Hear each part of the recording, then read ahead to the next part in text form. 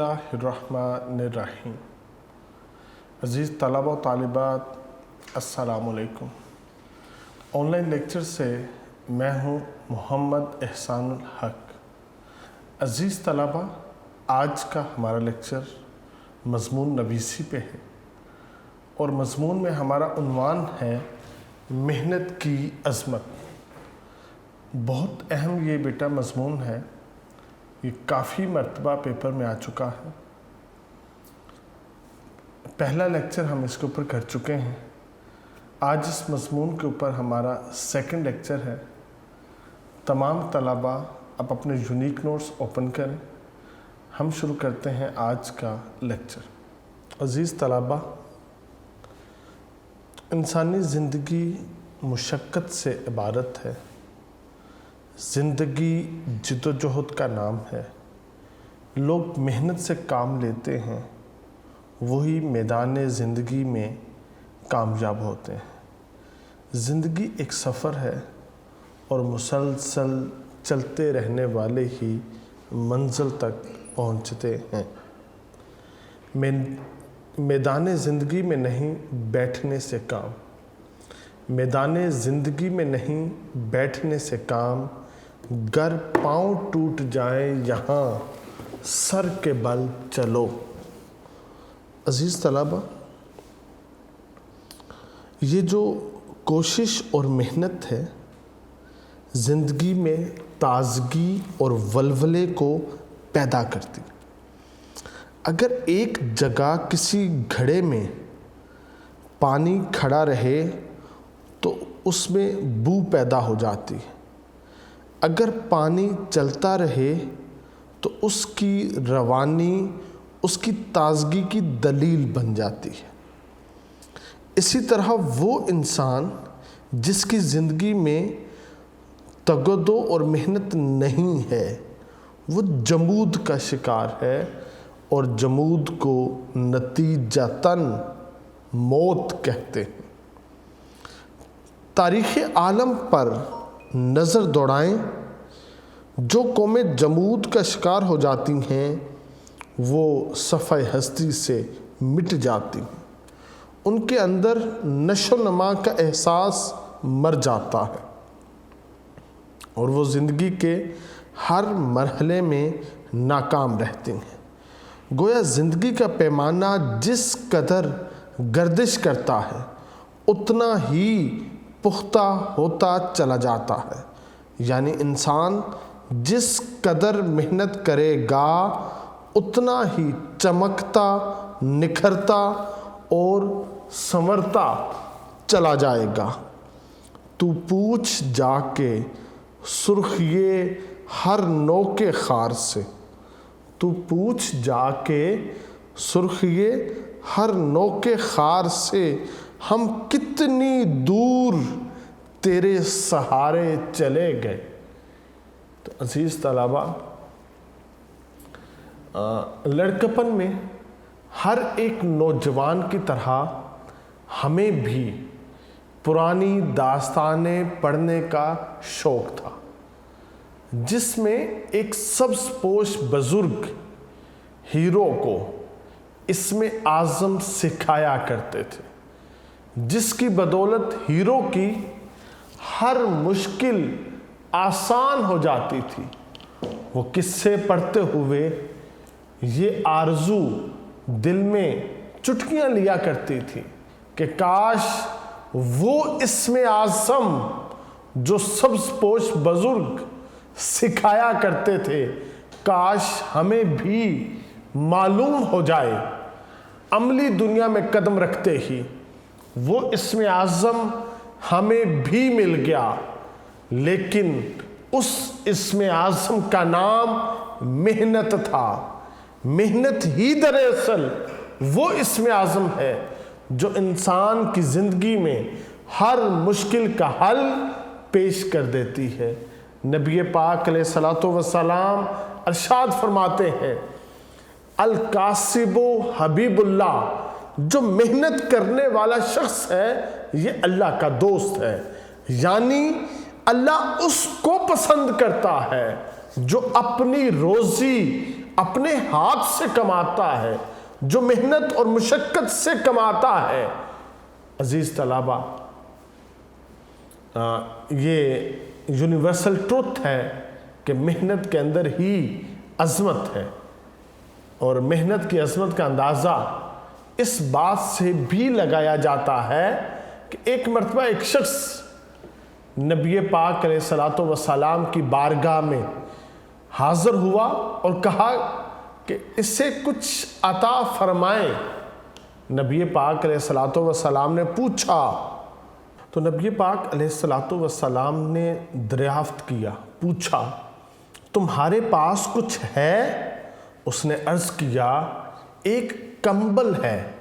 حضور علیہ الصلوۃ والسلام نے فرمایا کمبل کو بیچ کر تم ایک رسی خریدو اور ایک کلہاڑی خریدو اور یہ لے کر آؤ۔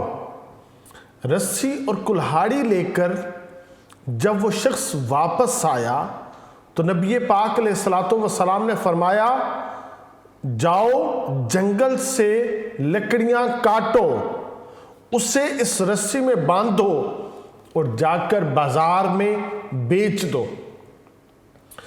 پھر کچھ دنوں کے بعد میرے پاس آنا۔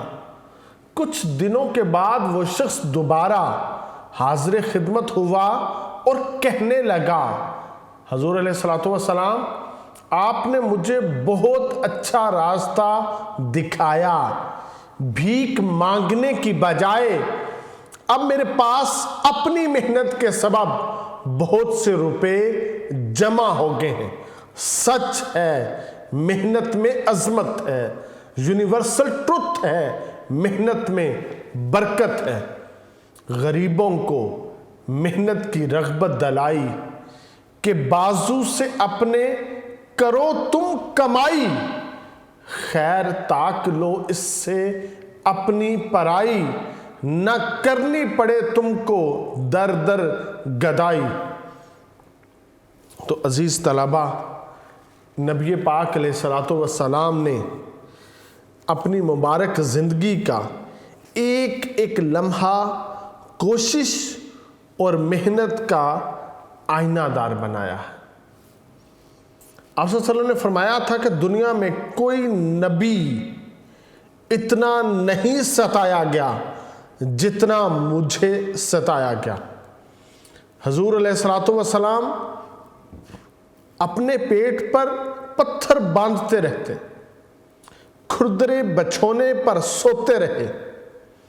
شادی کے وقت جناب فاطمہ سلام اللہ علیہا کو جو سامان ملا وہ ایک مشکیزہ، آٹا پیسنے کے لیے ایک چکی اور پانی سٹور کرنے کے لیے ایک گھڑا تھا، تاکہ سرور کائنات صلی اللہ علیہ وسلم کی بیٹی اپنے ہاتھ سے آٹا پیسے، پانی لائے اور روٹی پکائے۔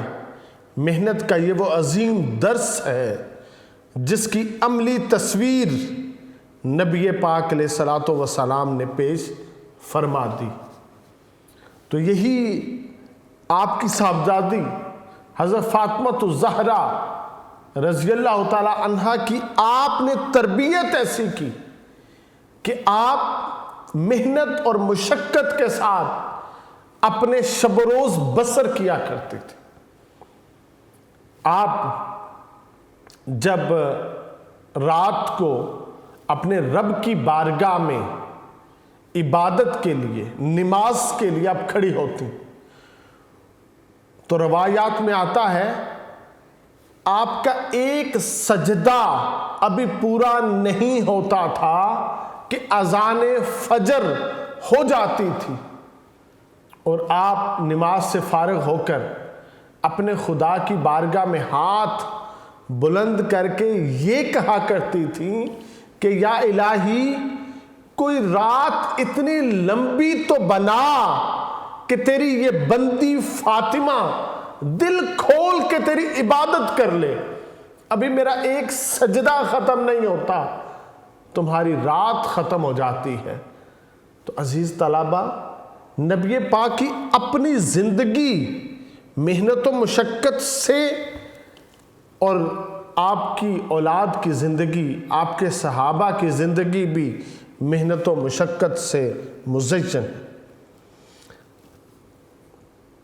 تو عزیز طلبہ، اگر ہم تاریخ عالم پر نظر دوڑاتے ہیں، آپ کو ہر مقام پر عظمت مشقت میں گھری نظر آئے گی۔ حضرت ابراہیم علیہ السلام کی حیات اقدس کو دیکھیے کہ ان کو کس طرح آگ میں ڈالا گیا۔ حضرت زکریا علیہ السلام کو دیکھیے کہ انہیں آرے سے چیرا گیا۔ حضرت یونس علیہ السلام کی زندگی کو دیکھیے کہ آپ کو مچھلی کے پیٹ میں اترنا پڑا۔ خود نبی پاک علیہ السلام کو طائف کے بازاروں میں لہو لہان ہونا پڑا۔ آپ کے لخت جگر حضرت امام حسین علیہ السلام کو کربلا کے میدان میں خود جا کر اور اپنے خاندان کو قربان کرنا پڑا۔ ان واقعات پر غور کریں تو پتہ چلتا ہے عظمت کیسے مصائب و آلام میں سے اپنا راستہ بناتی ہے۔ سونا جب بھٹی میں تپتا ہے تو پھر کندن بنتا ہے، ہنا جب پتھر پر گھستی ہے تو رنگ لاتی ہے، موتی پتھروں میں جب رلتے ہیں تب کوہ نور کہلاتے ہیں، موتی سمندر کی تاریکیوں میں پلتے ہیں تب کہیں جا کر وہ در شہوار بنتے ہیں۔ طمع دولت کی نہ بے تاب و تاب رکھ اس زمانے سے، طمع دولت کی نہ بے تاب و تاب رکھ اس زمانے سے، محوس تا نہ جھونکے آگ میں زر نہیں ہوتا۔ یعنی بغیر محنت اور مشقت زمانے سے کسی عظمت کی توقع نہ کر، جب تک کیمیا گر تانبے کو آگ میں نہ ڈالے وہ سونا نہیں بن سکتا۔ روپے پیسے کی ریل پیل نے ہم سے محنت کی عادت چھین لی ہے، لوگوں میں تن آسانی پیدا کر دی ہے، لوگوں میں ایک عیاشی آ گئی ہے۔ باپ نے، دادا نے جو دولت، جو سرمایہ اور جو نام اپنی دن رات کی محنت سے کمایا تھا، اولاد محنت کی روش پر چل کر اس میں اضافہ نہیں کرتی، بلکہ عیش و عشرت کو شعار بنا کر اسے ضائع کرتی چلی جاتی ہے۔ وہ ہاتھ سے کام کرنا اپنے لیے عار سمجھتی ہے۔ ان کے گھروں میں، ان کے کارخانوں میں نوکروں کی کثرت ہوتی ہے اور انہوں نے یہ سمجھ لیا ہے کہ محنت کرنے والا طبقہ ایک الگ طبقہ ہے۔ سرمایہ دار کا کام محنت کرنا نہیں ہے، بلکہ محنت کشوں کی کمائی کو لوٹنا اور انہیں ان کے حق سے محروم کرنا ہے۔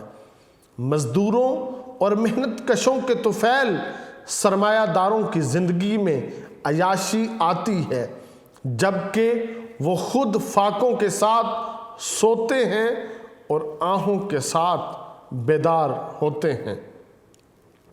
عزیز طلبہ، زندگی کا جو نصب العین ہے وہ آج بدل چکا ہے۔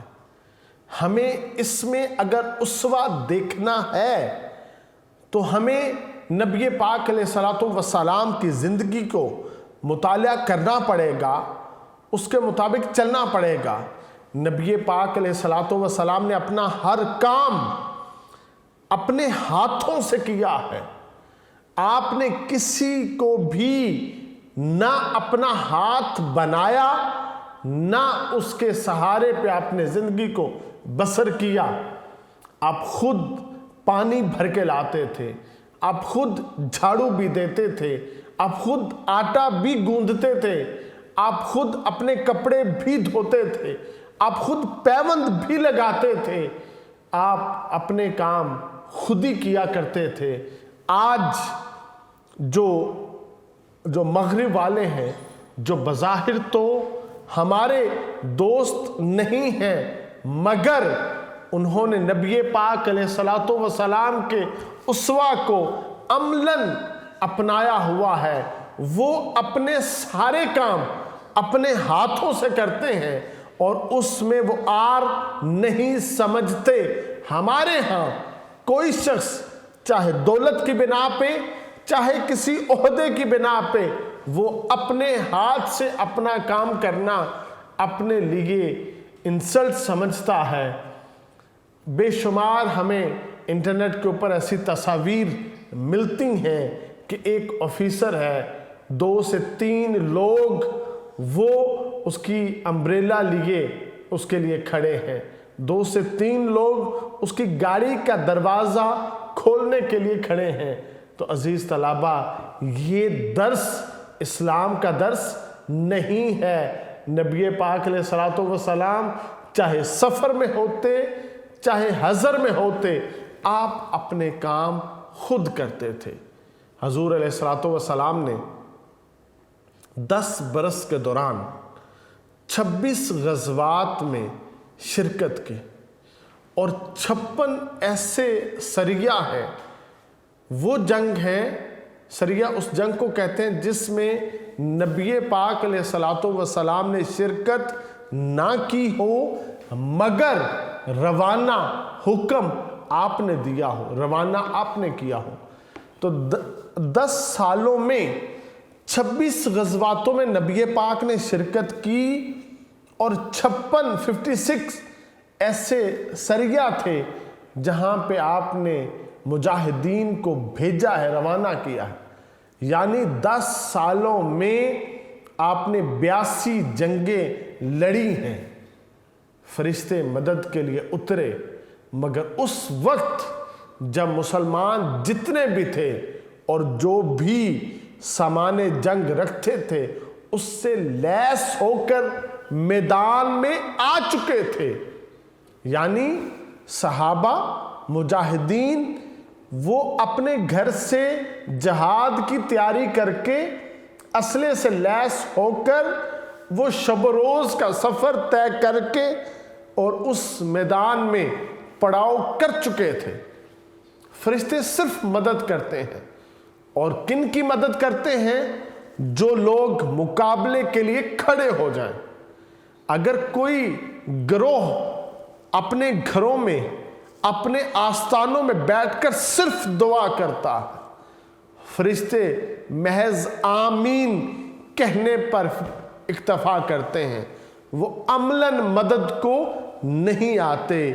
حضور علیہ الصلوۃ والسلام کی یہ شان ہے کہ نصرت کی دعا مانگنے کے ساتھ ہی لڑنے کے لیے تلوار کو میان سے باہر نکالتے ہیں۔ حضور علیہ الصلوۃ والسلام سے بڑھ کر مستجاب الدعوات کوئی نہ تھا اور نہ کوئی ہو سکتا ہے۔ تو عزیز طلبہ، ہمیں چاہیے کہ ہم کیا کریں؟ نبی پاک کی طرح 10 سالوں میں 82 جنگیں لڑنے کے لیے اپنے آپ کو ہم وقت تیار رکھیں۔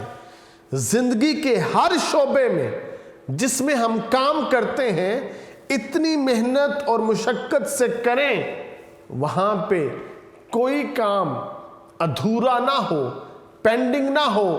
ہم کل کے کام کو تو آج سر انجام دیں، مگر ایسا نہ ہو کہ ہم آج کے کام کو کل پہ چھوڑ دیں۔ توکل کا یہ مطلب ہے کہ خنجر تیز رکھ اپنا، توکل کا یہ مطلب ہے کہ خنجر تیز رکھ اپنا، نتیجہ اس کی تیزی کا مقدر کے حوالے کر، اب جو ہوگا پھر وہاں پہ وہ دیکھا جائے گا۔ تو عزیز طلبہ، حق یہ ہے کہ ہمارے اسلاف نے اپنے ہاتھ سے اپنے کام کو ہمیشہ ترجیح دی، بلکہ وہ تو دوسروں کا کام اپنے ہاتھ سے کرنا فخر سمجھتے تھے۔ الغرض یہ زندگی محنت، خلوص اور دیدہ ریزی سے عبارت ہے۔ اس دنیا میں کامیابی اس کے قدم چومتی ہے جو مسلسل محنت کرتا ہے۔ جب انسان اپنے دل میں سچا ارادہ کر لے، مسلسل محنت کرے، تو اللہ تعالیٰ کی رحمت بھی اس میں شامل حال ہو جاتی ہے، اور پھر انسان کی تدبیر اللہ کی تقدیر بن جاتی ہے۔ تدبیر کیا ہے؟ تدبیر کیا ہے؟ آپ کی جانب سے حکم کار۔ تقدیر کیا ہے؟ آپ کا منشا کہیں جسے۔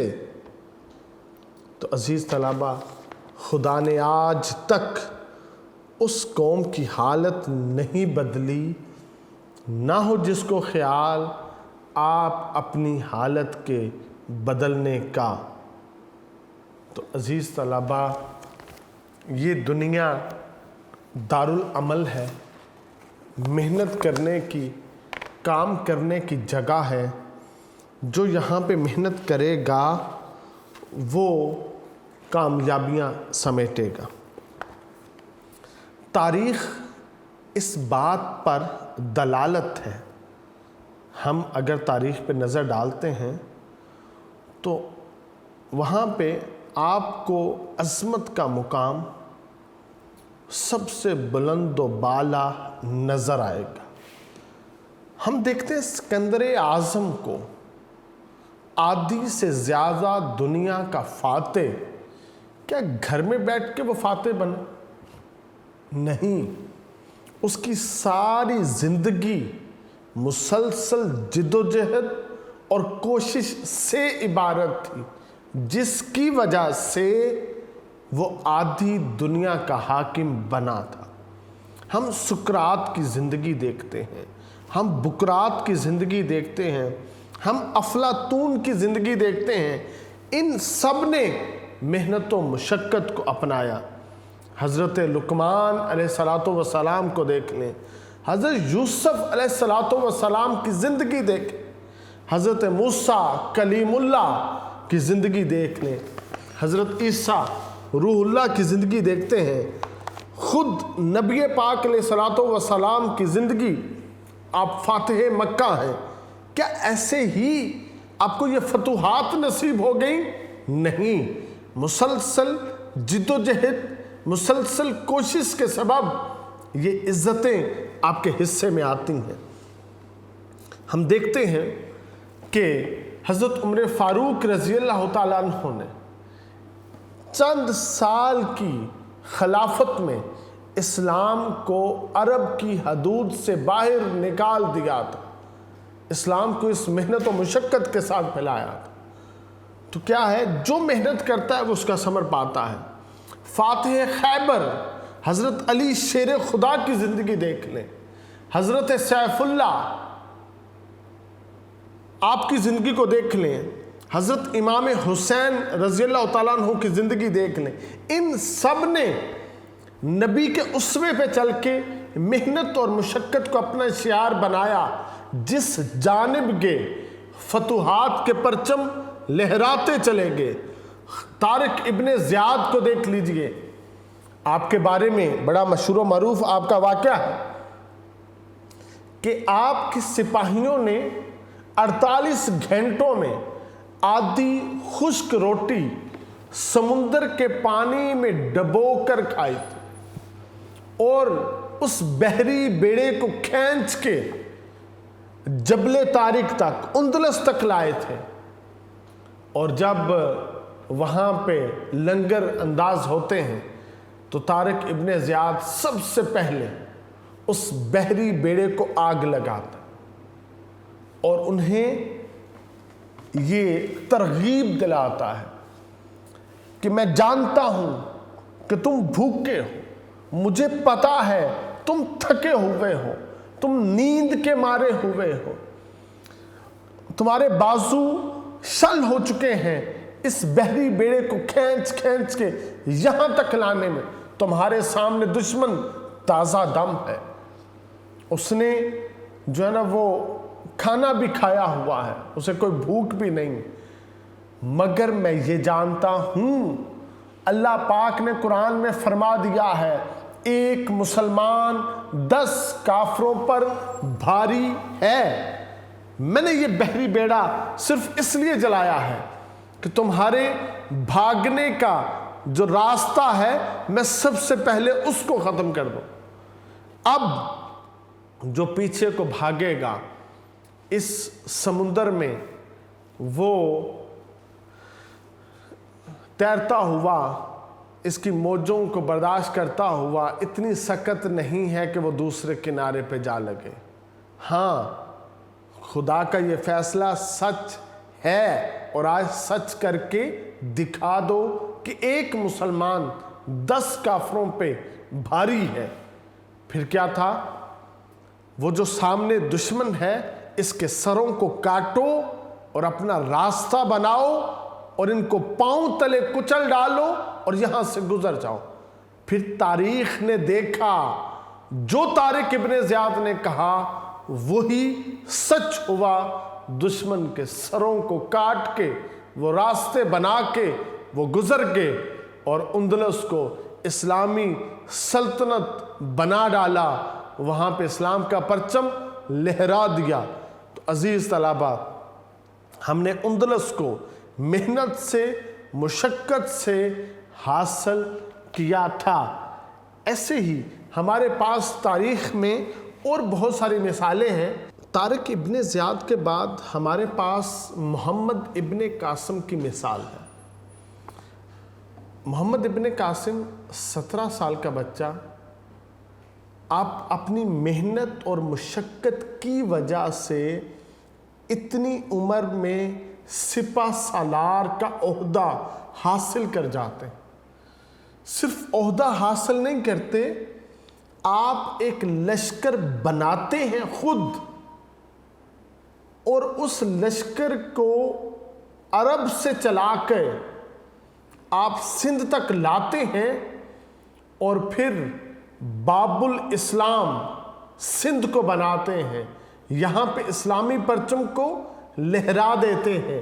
یہ آپ کی محنت اور مشقت کی زندگی کے سبب اتنی سی زندگی میں اتنا بڑا فاتح وہ دنیا نے کم ہی دیکھا ہے۔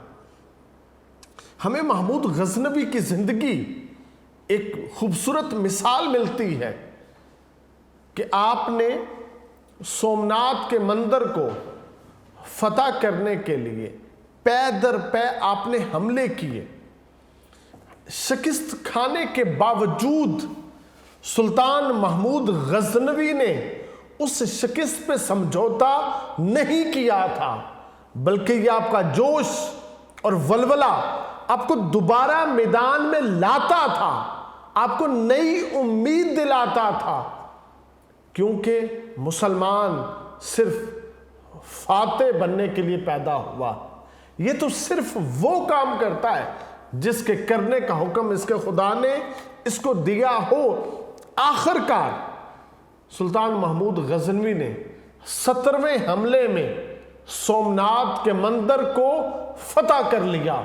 وہ جو سومناتھ کے مندر میں جو اس کے پجاری تھے، وہ اب سلطان محمود غزنوی سے کہتے ہیں ہمارا سارا خزانہ، جو کچھ ہیرے جواہرات سونا چاندی تم سب کچھ لے جاؤ، صرف سومناتھ کے مندر کو گراؤ مت، بتوں کو توڑو مت۔ تو سلطان محمود غزنوی نے کہا تھا، تاریخ آج ان لفظوں کو سنہری حروف سے لکھتی ہے کہ میں تاریخ میں بت فروش کہلانا پسند نہیں کرتا، میں اپنے لیے بت شکن کا لفظ پسند کرتا ہوں۔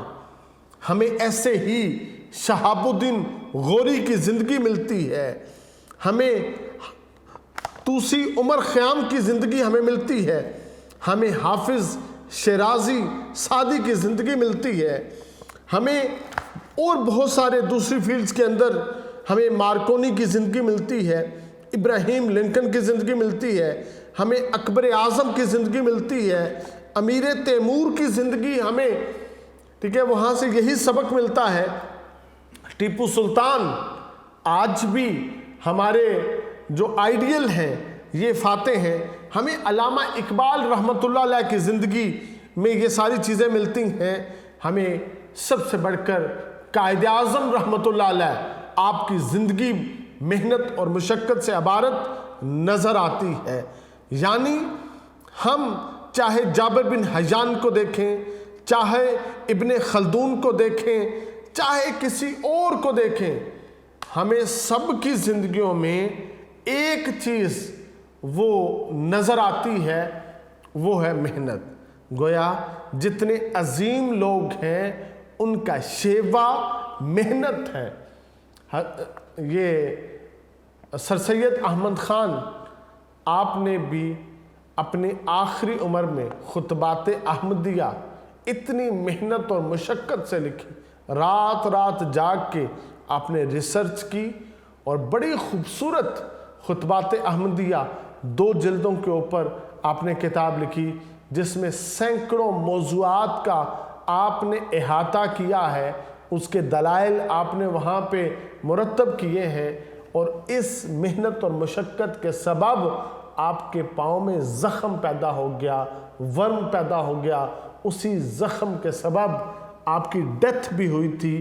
تو عزیز طلبہ، ہمیں نبی پاک علیہ الصلوۃ والسلام کی زندگی سے لے کر تمام انبیاء کی زندگیوں سے لے کر آج تک جنہوں نے اپنی کمالات کے جھنڈے گاڑے ہیں، ان میں ایک چیز کامن نظر آتی ہے، وہ محنت ہے۔ آج بھی جو قومیں محنت کو اپنا شعار بنائیں گی، وہی قومیں کامیابیاں سمیٹیں گی۔ عزیز طلبہ، محنت ایک یونیورسل ٹروتھ ہے، اسی میں عظمت ہے، اسی میں برکت ہے۔ جو محنت کو اپنا شعار بنائے گا وہی کامیابیاں، کامرانیاں سمیٹے گا۔ اللہ رب العزت تمام طلباء کو محنت کرنے کی توفیق عطا فرمائے، آپ کو علم نافع عطا فرمائے۔ والسلام۔